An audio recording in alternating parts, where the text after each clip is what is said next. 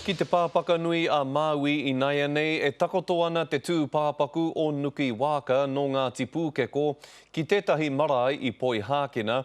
I mōhiotia whānui tia tēnei koroua mō āna mahi waiata I roto I te rōpū Māori Volcanics.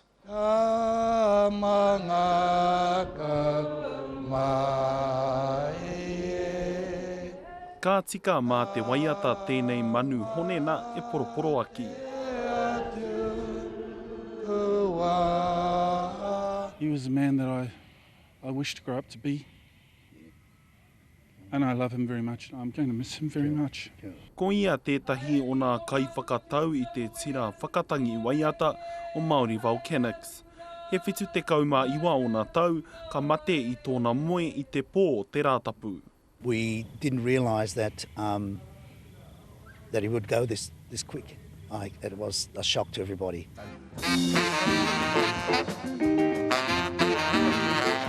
I tipu ake a ia I whakata ane I reira hoki ka hua mai tāna rōpū whakatangi puoro.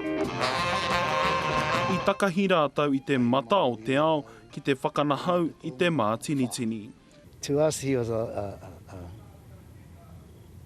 rangatira, which is like a boss, but he was a loving boss. He was an organiser. Nō nā tau whitu te kau ka whakawhiti ia I te tāhimana ki konei noho ai me tōna whānau. Nō nā no te wawata kia takoto mai ia ki konei. He wanted to be here with his family, with his immediate family, his kids and his grandkids. Ka mahu e I hoko I nei taona āna hei koha ki tōna iwi. I know that up there he's looking down on us.